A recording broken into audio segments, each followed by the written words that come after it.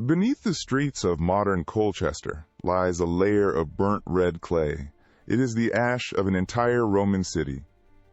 3 cities burned in a single summer, Roman writers claimed Tirshib, young people died, and the army that did it was led by a woman. Her name was Boudica, queen of the Iceni, and Rome nearly lost Britain because of what its own officials did to her. Rome invaded Britain in Sashipsad under the Emperor Claudius. 4 legions crossed the Channel, and the southern tribes began to fall one by one.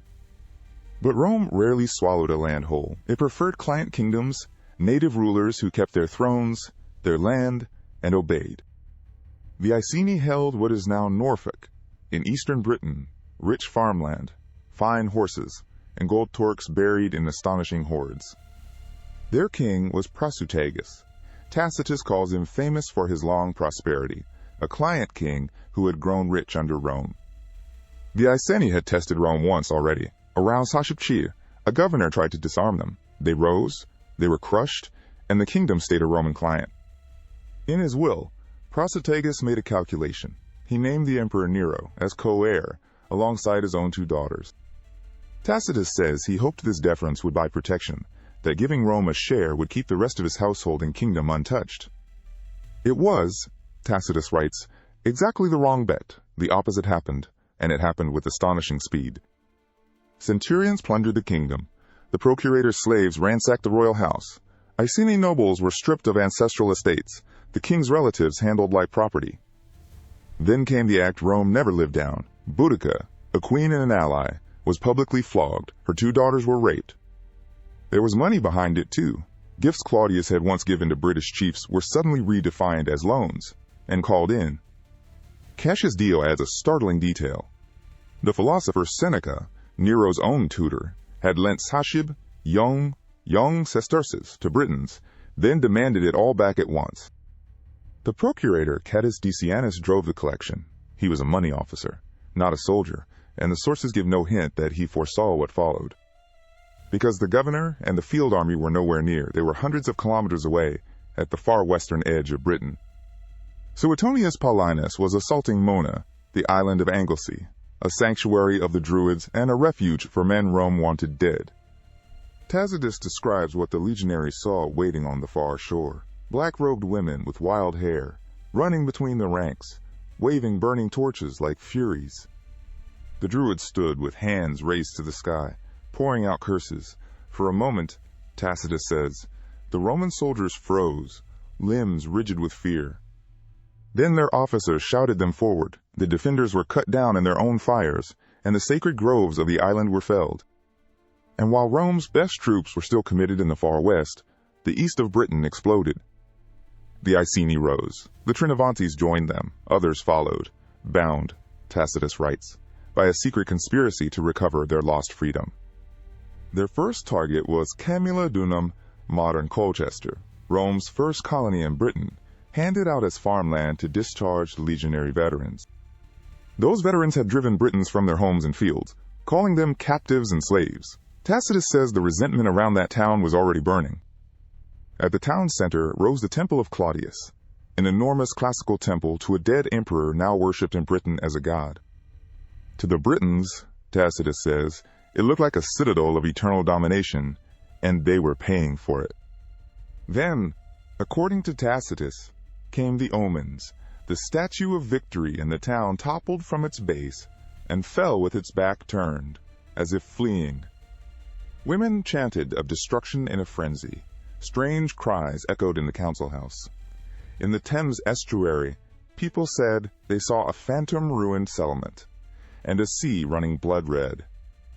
And the colony had no walls. Tacitus says its planners had looked to what was pleasant rather than to what was useful. The procurators sent help, barely ebic men, poorly armed. Then the veterans looked out and found themselves ringed by a vast British host. The town fell almost at once. The last survivors barricaded themselves inside the great temple, held out for 2 days, and were destroyed. The 9th Legion marched to the rescue under Petilius Cerealis. Boudica's army met it on the road and annihilated the infantry. He escaped with cavalry alone. Catus Decianus, the official whose greed had lit the fire, boarded a ship for Gaul and vanished from the story entirely. Suetonius did something extraordinary. Tacitus says he pushed on through the middle of hostile territory and reached Londinium, the settlement that would become London. Londinium was not a colony, it was a boom town, crowded with traders, ships, and merchandise from every corner of the empire. He weighed the small number of his soldiers. He looked at a town with no defenses. And then, Tacitus writes, he made a hard decision. He would sacrifice one town to save the province. He gave the signal to march out, taking with him everyone able to follow. Those who stayed, the old, the women, the ones who simply could not leave their homes, were overwhelmed by the enemy. Verulamium, modern St. Albans, burned next. Across all three towns, Tacitus reports about cheership, young citizens and allies killed. And here is the detail Tacitus singles out. There was no ransom, no slave-taking, none of the usual profits of ancient war, only slaughter, gibbet, fire, and cross. Archaeology backs the fires. Colchester, London, and St. Albans all carry the same scorched red destruction layer, dated to this revolt. Suetonius gathered everything he had left, the 14th Legion, detachments of the 20th, and the nearest auxiliaries, roughly young armed men. One legion never came.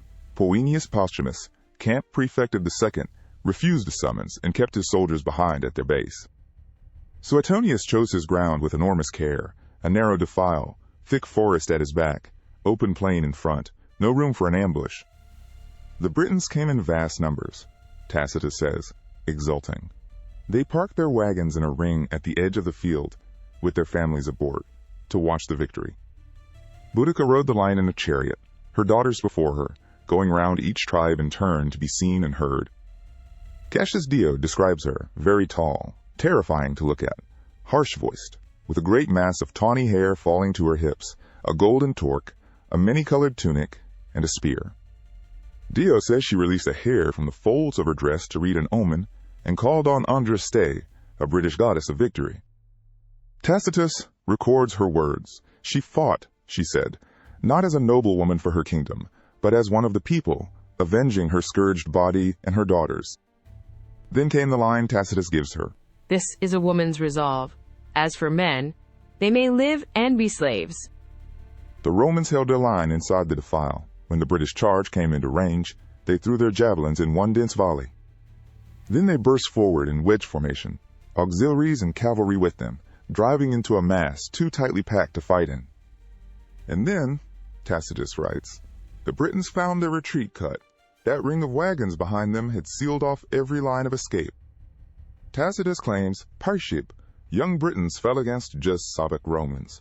Most historians treat those figures as propaganda, but the defeat itself was total. Boudica, Tacitus writes, ended her own life with poison. Cassius Dio tells it differently, that she fell sick, died, and was given a costly burial. And Poenius Posthumus, the officer who had refused the summons, heard of the victory he had missed, and fell on his own sword.